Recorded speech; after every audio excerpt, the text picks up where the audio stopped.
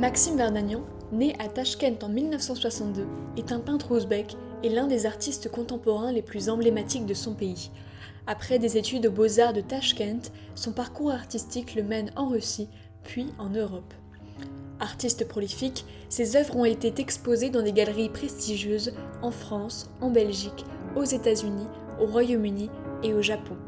Elle figure également dans de nombreuses collections publiques et privées à travers le monde, notamment celles de John Galliano, Paolo Roversi, Kenzo Takada et Armando Ventillo.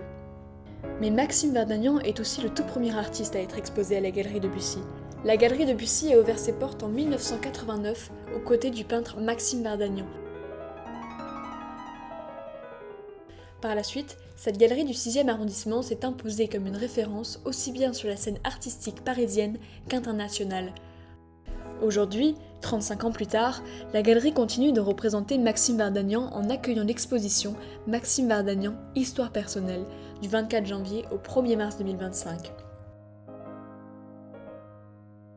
Les toiles de Vardanian se caractérisent par leurs couleurs éclatantes. À travers des grands formats, l'artiste nous invite à traverser un univers où le surréalisme intime se mêle à une poésie visuelle. À la croisée de la magie flottante d'un Chagall et de la dislocation expressive d'un Soutine, Maxime Vardanian déploie une symphonie chromatique. Sa palette, chaude et sensuelle, réinterprète avec modernité des éléments du folklore ouzbek et sublime les thèmes du quotidien.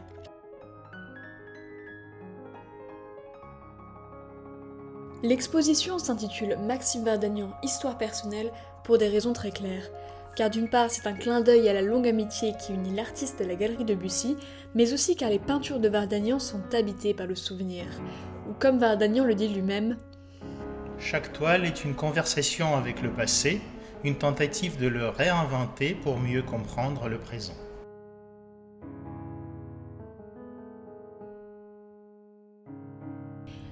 Dans ces tableaux, on retrouve ces objets qui hantent son imaginaire.